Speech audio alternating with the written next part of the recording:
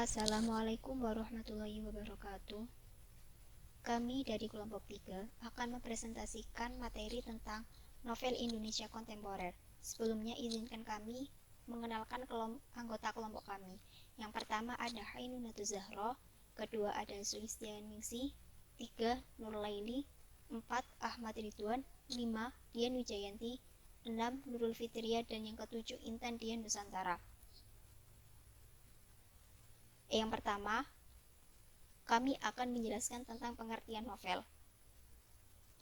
Menurut The Advanced Learner's Dictionary of Current English, novel adalah suatu cerita dengan suatu alur yang cukup panjang, mengisi satu buku atau lebih, yang menggarap kehidupan manusia yang bersifat imajinatif. Sedangkan menurut Virginia Woolf berpendapat bahwa yang dimaksud dengan roman atau novel adalah sebuah eksplorasi atau suatu kronik kehidupan, merenungkan dan melukiskannya dalam bentuk tertentu yang juga meliputi pengaruh, hasil, kehancuran, atau tercapainya gerak-gerik manusia. Novel juga bisa diartikan sebagai karya imajinasi seorang pengarang yang terinspirasi dari kehidupan nyata atau peristiwa. Dikatakan naratif karena isinya yang dominan menceritakan. Novel merupakan satu kisah fiksi dari kenyataan yang kefiksiannya dipengaruhi oleh unsur subjektif pengarang. Hal ini dikarenakan novel dikarang oleh seorang pengarang. Jadi, kita bisa mengambil kesimpulan bahwa yang dimaksud dengan novel adalah sebuah karya sastra yang berbentuk prosa atau paragraf yang di dalamnya mengandung karangan yang bersifat fiksi ataupun non-fiksi yang tidak bisa atau yang tidak habis dibaca satu kali duduk. Dalam arti, dalam cerita itu atau di dalam isi novel itu berisi karya atau berisi sastra yang panjang. Yang kedua yaitu sejarah novel Indonesia. Novel Indonesia pertama kali muncul pada angkatan Balai Pustaka. Contoh novel yang pertama kali muncul pada Balai Pustaka adalah novel Siti Nurbaya, Salah Asuhan, Pertemuan Jodoh, Surapati, Apa Dayaku, dan lain-lain. Adapun tema-tema yang biasa dipakai di dalam novel pada zaman dahulu atau pada awal muncul novel pada angkatan Balai Pustaka, tema-tema yang diambil biasanya mencakup masalah politik, perkawinan, konflik sosial, konflik psikologis sesuai dengan zaman yang dialami oleh novelis. Setelah angkatan Balai Pustaka, muncul angkatan Pujangga Baru muncul angkatan Pujangga Baru, angkatan 45 hingga angkatan 66 yang memperkaya kesusastraan Indonesia. Pada angkatan Pujangga Baru, angkatan 45, novel yang diadopsi atau novel yang dihasilkan bersifat anonim seperti dongeng, fabel, hikayat, sage. Sedangkan prosa baru diukur sesuai dengan panjang pendeknya, yaitu cerpen untuk cerita pendek dan novel untuk cerita yang panjang. Prosa Indonesia baru atau novel muncul pada tahun 1920-an.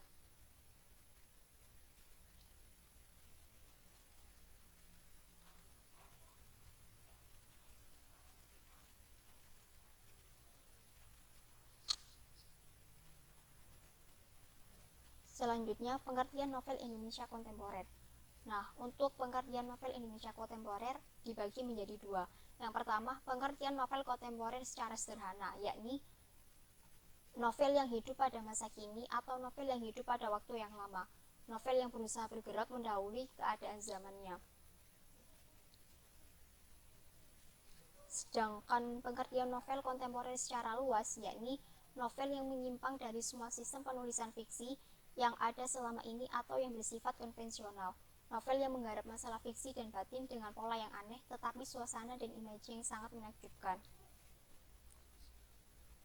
Berdasarkan dua pengertian novel kontemporer di atas, maka yang dimaksud dengan novel Indonesia kontemporer adalah novel Indonesia yang bentuknya menyimpang dari sistem penulisan fiksi di Indonesia selama ini, dan yang menggarap masalah fiksi dan batin manusia Indonesia dengan pola yang aneh tetapi dengan suasana dan imaji yang sangat menakjubkan.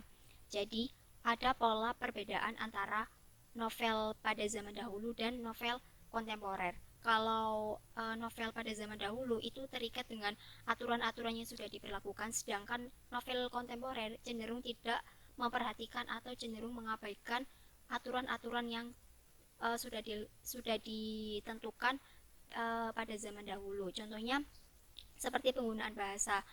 Novel kontemporer cenderung menggunakan bahasa yang relate dengan kehidupan sekarang, cenderung juga mengikuti perkembangan zaman, apa yang sekarang atau yang hari ini sedang menjadi trending di dalam kehidupan masyarakat, maka tema-tema itu dan bahasa-bahasa itu dan unsur-unsur yang lain juga itu yang akan dibawakan atau yang akan disajikan di dalam novel kontemporer. Jadi novel kontemporer juga tidak terikat oleh prasyarat atau aturan-aturan yang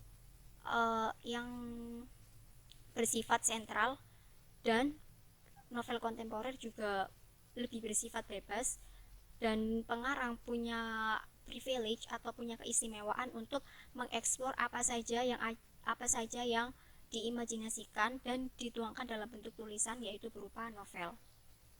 Selanjutnya yaitu kekuatan yang menonjol dalam novel Indonesia kontemporer. Yang pertama yaitu pengaruh politik. Sebenarnya kalau pengaruh politik di zaman dahulu juga sering mengangkat tema-tema politik, tapi apa bedanya dengan novel kontemporer?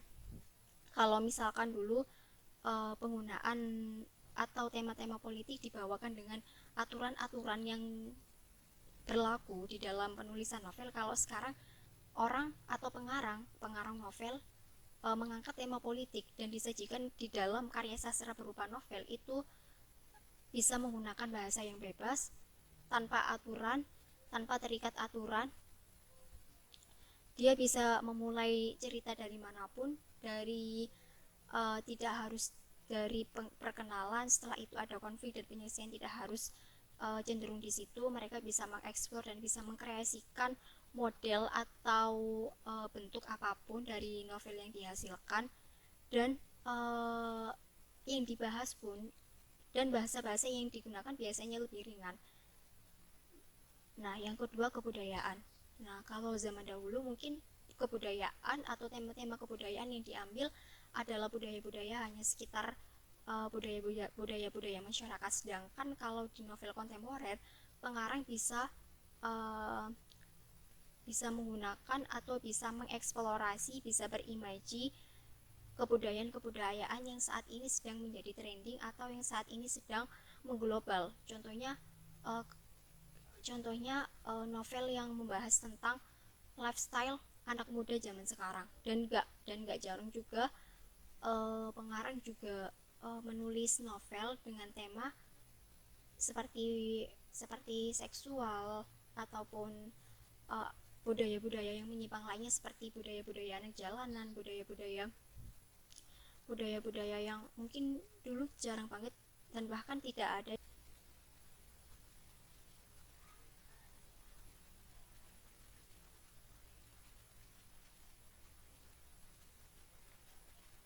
Yang ketiga yaitu akar tradisi. uh, Novel kontemporer akan menghasilkan tradisi baru di dalam penulisan novel. Nah, tradisi-tradisi itu bisa kita lihat dari uh, gaya novel yang banyak banget orang menulis novel, bahkan setiap pengarang novel itu mempunyai ciri khas tersendiri antara satu pengarang dengan pengarang yang lain. Nah, itulah yang nantinya akan menghasilkan tradisi-tradisi baru dalam menulis novel, dan impact daripada itu adalah semakin berkembangnya jenis-jenis novel yang akan dihasilkan, dan semakin banyak dan semakin berkembang pula uh, cakupan bidang serta gaya yang akan diaplikasikan di dalam novel tersebut. Yang selanjutnya adalah pengaruh sejarah. Nah, novel kontemporer yang sifatnya adalah unsubstantif atau tidak mengandung makna, atau biasanya cenderung tidak ada substansi yang dibawa, tapi yang perlu diketahui adalah sastra atau novel kontemporer juga pengaruh sejarah. Dalam penulisan novel kontemporer, pengarang juga tidak melepaskan tradisi lampau, yaitu sejarah perkembangan novel. Bagaimana caranya membuat novel, apakah substansinya novel, dan bagaimanakah bentuk novel itu. Nah, hal itu bisa kita lihat dari novel adalah karya sastra yang berbentuk narasi. Nah, sampai dengan hari ini pun novel kontemporer juga masih dalam bentuk narasi, dan novel pada zaman dahulu adalah karya sastra yang tidak bisa dibaca dalam satu kali duduk. Nah, sampai dengan hari ini pun novel kontemporer juga sama, yaitu novel yang tidak bisa habis dalam satu kali duduk. Nah, tradisi-tradisi lampau atau pengaruh-pengaruh sejarah terlebih lalu juga masih dipakai di novel kontemporer saat ini. Selain itu, pengaruh-pengaruh sejarah yang dimaksud di sini juga tema-tema yang diambil. Sampai hari ini pun novel kontemporer juga sering mengangkat tema-tema tentang sejarah lampau, tapi dibawakan dengan ciri khas yang berbeda, dengan gaya yang lebih menarik, dengan gaya yang lebih bisa diterima oleh masyarakat sekarang. Yang selanjutnya adalah psikolog. Nah, seiring berjalannya waktu, seiring dengan berkembangnya ilmu pengetahuan, novel kontemporer juga membahas tentang psikolog. Kalau lalu hanya membahas tentang politik, sejarah, dan budaya, kali ini juga ada lintas bidang, yaitu psikolog. Nah, banyak novel-novel kontemporer yang membahas tentang psikolog, seperti novel detektif. Nah, itu biasanya membahas tentang psikolog. Yang selanjutnya adalah acuan. Nah, kalau untuk acuan, banyak novel-novel kontemporer yang kemudian dijadikan acuan, baik itu dari segi nilai moral maupun nilai-nilai yang terkandung di dalam novel kontemporer. Selanjutnya adalah ciri-ciri novel Indonesia kontemporer. Yang pertama, anti toko.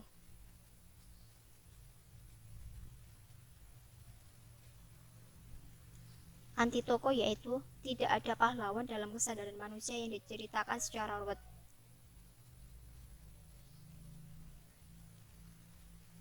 Maksud tidak ada pahlawan dalam kesadaran manusia yang diceritakan secara ruwet di sini adalah novel kontemporer itu cenderung tidak mensentralkan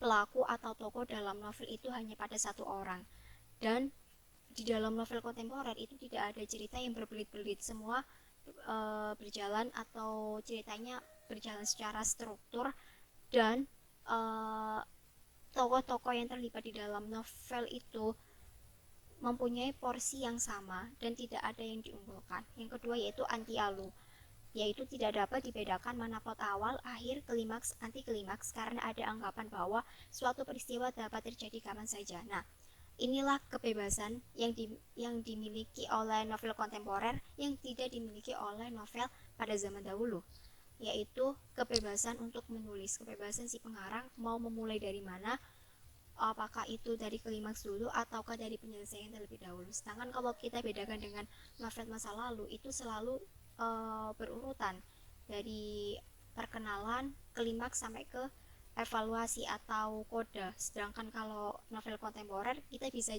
jadi membaca novel diawali dengan evaluasi, atau diawali dengan konflik, atau diawali dengan klimaks, dan alurnya juga loncat-loncat, tidak selalu linier.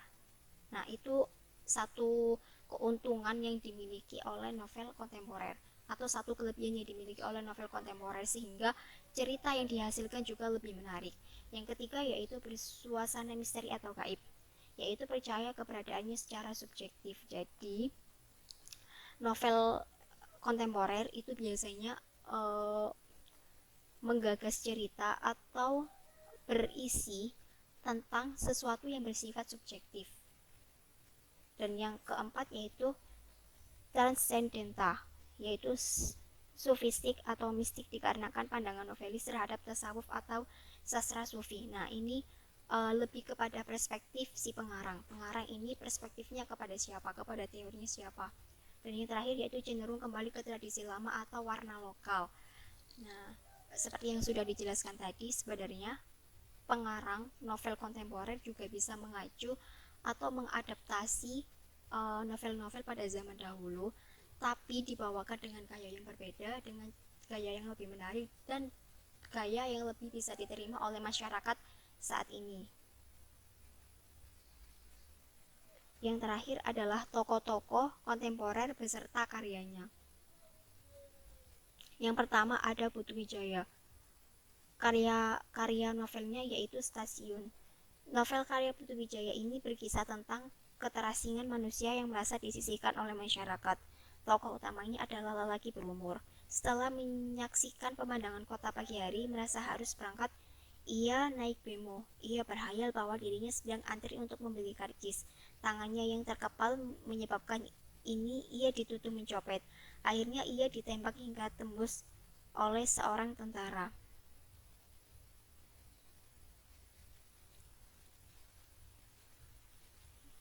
Dalam keadaan terluka, ia melihat gelandangan mati di stasiun. Istri gelandangan tidak mau suaminya dibawa ke fakultas kedokteran. Ia ingin menguburkan suaminya secara wajar. Ternyata ia berubah pikiran, mayat suaminya mau dijualnya. Namun akhirnya ia menyerahkan mayat suaminya tanpa meminta imbalan. Nah, dari cerita itu kita bisa melihat substansi dari novel itu ada uh, ada satu cerita yang di dalam masyarakat itu tidak logis, tapi di dalam novel itu ternyata diceritakan. Nah, tapi terlepas dari substansi atau redaksi cerita itu sendiri, kita bisa mengambil kesimpulan bahwa sastra, termasuk di dalam novel kontemporer, bahasa yang dipakai adalah bahasa konotatif, yang artinya makna yang disampaikan itu tidak makna yang disampaikan adalah fakta tersurat, bukan makna yang tersirat. Jadi meskipun redaksinya barusan tidak relate dengan kehidupan masyarakat atau tidak bisa diterima atau menyimpang dari norma-norma masyarakat, tapi kita harus menginterpretasikan sesuai dengan kenyataan yang ada di masyarakat. Nah, sekian presentasi dari kelompok 3. Mohon maaf apabila ada salah kata maupun sesuatu yang belum dipahami atau kurang dimengerti. Terima kasih. Wassalamualaikum warahmatullahi wabarakatuh.